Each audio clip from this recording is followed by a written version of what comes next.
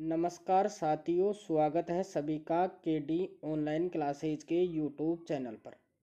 आज के वीडियो के अंदर हम बात करेंगे रीट लेवल 1 के ईवीएस का टॉपिक है परिवार। परिवार के बारे में हम कुछ महत्वपूर्ण जानकारी है वो प्राप्त करेंगे आज के वीडियो के अंदर। तो सबसे पहले हम इसके स्वरूप की बात करते हैं। तो प्राणी शास्त्र संबंधों के आधार पर बने समूह में परिवार सबसे छोटी इकाई है। जो प्राणी शास्त्र के संबंध हैं उनके आधार पर बात करें तो परिवार एक सबसे छोटी इकाई है। अनेक समाज शास्त्रियों का मत यह है कि परिवार समाज रूपी भवन के कोने का एक पत्थर है। यह सामाजिक संगठन की मौलिक इकाई है। सामाजिक संगठन की मौलिक इकाई है क्या? परिवार। बालक की प्रथम पाठशाला, इम्पोर्टेंट है कि बालक की प्रथम पाठशाला क्या होती है? परिवार। और प्रथम अनौपचारिक शिक्षिका माता होती है। प्रथम अनौपचारिक शिक्षिका कौन होती है? उसकी माता। या प्रथम अनौपचारिक शिक्षक कौन होता है? उसकी माता। अनौपचारिक शिक्षा का मतलब है जो कि विद्यालय के बाहर रहकर जो शिक्षा दी जाती है बिना विद्यालय के, वो क्या कहलाती है? अनौपचारिक शिक्षा। परिवार से ही बालक का प्राथमिक सामाजिकरण होता है। समाज शास्त्रीय दृष्टि से परिवार में पति पत्नी और बच्चे का होना आवश्यक है। परिवार के अंदर किन किन सदस्यों का होना आवश्यक है तभी वो एक परिवार कहलाएगा, अन्यथा क्या कहलाएगा? वो गृहस्थ कहलाएगा। परिवार का मतलब है पति पत्नी और बच्चे। इसमें से किसी एक के अभाव में हमें उसको परिवार नहीं कहकर क्या कहेंगे?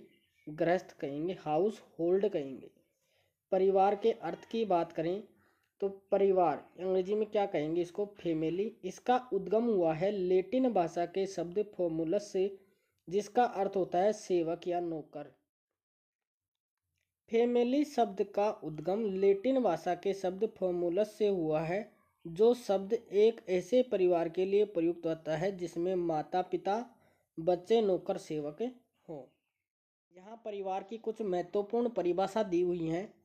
पहली परिभाषा है मैकाइवर और पेज के अनुसार, परिवार एक ऐसा समूह है जो सुनिश्चित और स्थायी यौन संबंधों द्वारा परिभाषित किया जाता है, जो बच्चों के प्रजनन तथा लालन पोषण के अवसर प्रदान करता है। ये परिभाषा किसकी है? मैकाइवर और पेज की।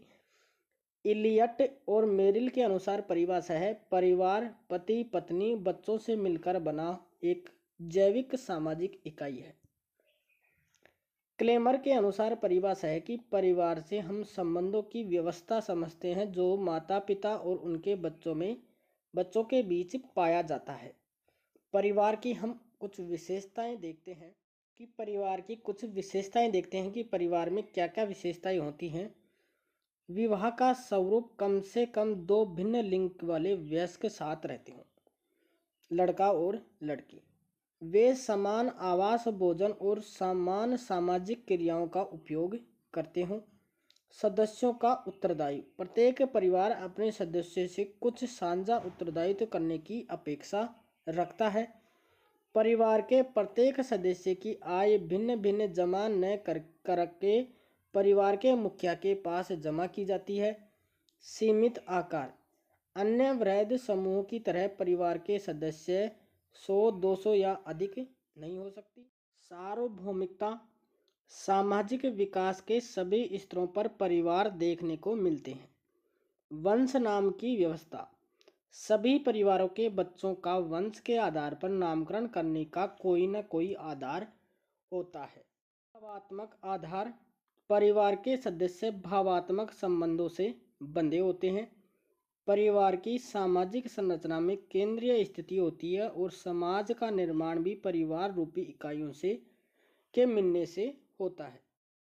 सामाजिक नियंत्रण, अनेक ऐसे नियम प्रथा रिवाज हैं जो परिवार को बनाए रखने तथा उस पर नियंत्रण रखने में योग देती हैं।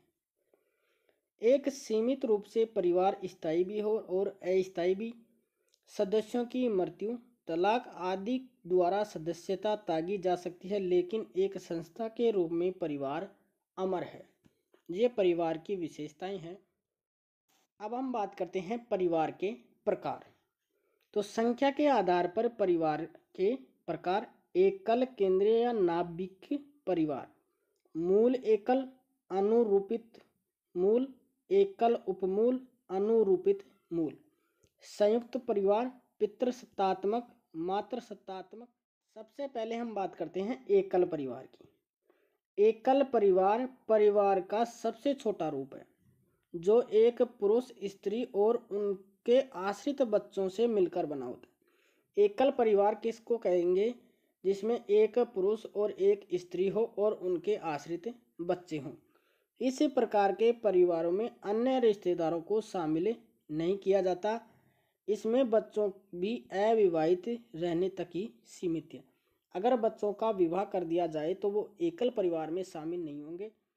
लोवी के अनुसार परिभाषा है: एकाकी परिवार में प्रत्येक पति पत्नी और अपरिपक्व आयु के बच्चे समुदाय के शेष लोगों से अलग एक इकाई का निर्माण करते हैं। एकल परिवार के लाभ: अधिक आत्मनिर्भर, अधिक आत्मविश्वास, अधिक आत्मनिर्माण, अधिक भावात्मक लगाव, व्यक्तित्व के स्वतंत्र विकास का अवसर, गृह संचालन की में स्वतंत्रता, पारिवारिक कुरीतियों का अभाव, परिवार में पारिवारिक गोपनीयता, परिवार में स्त्रियों की स्थिति मजबूत। ये तो हैं एकल परिवार के लाभ। अब एकल परिवार की कुछ हानियां और दोष भी हैं, उनकी भी हम चर्चा करते हैं। एकल परिवार की हानि एवं दोष: कार्य क्षमता की कमी, बच्चों में अनुशासनहीनता का विकास, नन्हे शिशुओं की देखभाल की समस्या, बुरे समय में दयनीय स्थिति, उचित मार्गदर्शन एवं परंपरा का अभाव, स्वार्थ की भावना पर बल, पति पत्नी के संबंध में कटुता बढ़ना, नौकरों पर निर्भरता का बढ़ना, स्वयं की भावना का विकास। ये एकल परिवार के दोष हैं। अब बात करते हैं हम संयुक्त परिवार। एक संयुक्त परिवार में 3 या 3 से अधिक पीढ़ियों के सदस्य साथ साथ एक ही परिवार में निवास करते हैं।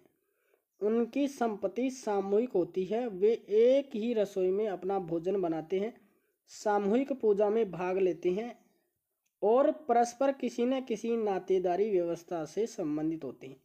संयुक्त परिवार के सदस्य परस्पर अधिकारों में दायित्वों को निभाते हैं।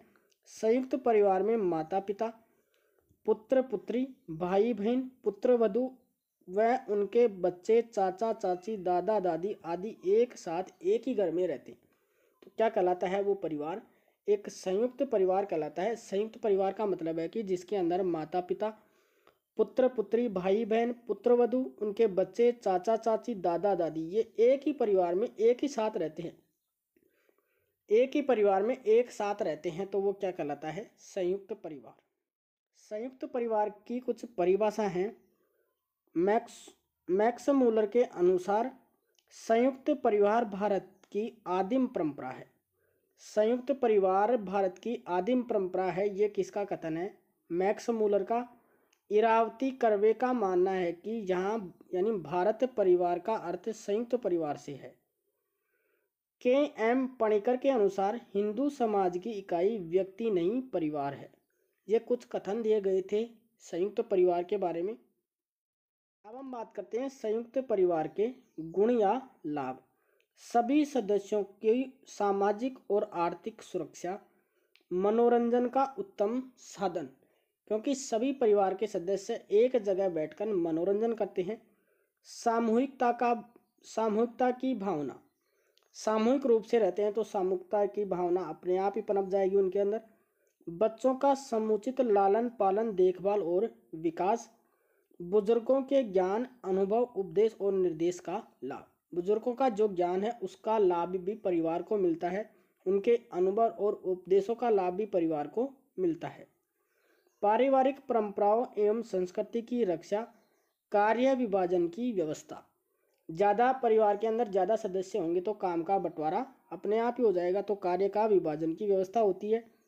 प्रशिक्षण और सामाजिकरण का उत्तम स्थल, धन का उचित उपयोग, संकट का बीमा, अनुशासन एवं नियंत्रण आदि। ये एक संयुक्त परिवार के क्या हैं? लाभ। अब संयुक्त परिवार के लाभ हैं तो उसके दोष भी होंगे। तो स्त्रियों की निम्न स्थिति, जो एकल परिवार है उसके अंदर स्त्रियों की स्थिति उच्च होती है, लेकिन संयुक्त परिवार में स्त्रियों की स्थिति निम्न। व्यक्तित्व के विकास, कुशलता एवं गतिशीलता में बाधक, मुखिया की स्वेच्छाचारिता, सामाजिक समस्याओं का पोषण, द्वेष में कलह का केंद्र, अकर्मणीय व्यक्तियों में वृद्धि, कठोर नियंत्रण, गोपनीयता का अभाव, ये इसके दोष हैं। संयुक्त परिवार के विघटन के कारण कि संयुक्त परिवार एकल परिवार क्यों बनता जा रहा है, इसके कारण है औद्योगिकीकरण एवं निजीकरण, पाश्चात्य संस्कृति का प्रभाव, आत्म संयम एवं आत्मत्याग की कमी, स्त्री शिक्षा का प्रभाव, जनसंख्या विस्फोट का प्रभाव, ये सभी संयुक्त परिवार के विघटन के कारण हैं। संख्या या बनावट के आधार पर परिवार के प्रकार पढ़े हमने, एकल परिवार और संयुक्त परिवार। इन दोनों परिवारों के हम अंतर की बात करते हैं। एकल परिवार माता पिता तथा अविवाहित बच्चों से मिलकर बना होता है। एकल परिवार किससे मिलकर बना होता है? माता पिता और अविवाहित बच्चों से। संयुक्त परिवार 3 या 3 से अधिक पीढ़ियों के स्त्री पुरुष विवाहित व अविवाहित बच्चों से मिलकर बना होता है। एकल परिवार की स्थापना का आधार व्यक्तिवाद है, संयुक्त परिवार की स्थापना का आधार समाविष्टिवाद है। औद्योगिक प्रधान समाजों में एकल परिवारों की प्रधानता पाई जाती है, कृषि प्रधान समाजों में संयुक्त परिवार की प्रधानता पाई जाती है। एकल परिवार में माता पिता दोनों की प्रधानता होती है। संयुक्त परिवार में जो परिवार का मुखिया होता है या कर्ता की प्रधानता अधिक होती है, जो कि साधारण परिवार के सबसे बड़े पुरुष सदस्य होते हैं। जो मुखिया होता है, जो परिवार का सबसे बड़ा सदस्य होता है, वही क्या होता है? कर्ता धर्ता।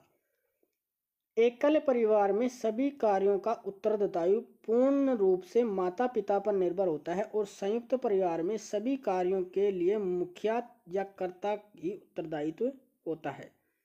एकल परिवार में सामाजिक गतिशीलता अधिक पाई जाती है, संयुक्त परिवार में गतिशीलता नाम मात्र की होती है। एकल परिवार में स्त्रियों की स्थिति उच्च होती है, संयुक्त परिवार में स्त्रियों की स्थिति निम्न होती है। वंशानुगमन, बच्चों के लक्षण अपने माता पिता दादा दादी नाना नानी के लक्षणों से मिलते हैं। इन लक्षणों को आनुवंशिक या वंशानुगत लक्षण कहते हैं। बच्चों में कुछ लक्षण आसपास के वातावरण से प्राप्त होते हैं जो वंशानुगत नहीं होते। ग्रेगर जोन मेंडल ने उद्यानिकी मटर के पौधों पर बहुत से प्रयोग कर वंशानुगत के नियम प्रतिपादित किए, इसलिए इन्हें आनुवंशिकता का जनक कहा जाता है। डॉक्टर हरगोविंद खुराना इनको वंशानुगत नए गुणों के निर्धारण हेतु 1968 में नोबेल पुरस्कार से सम्मानित किया गया।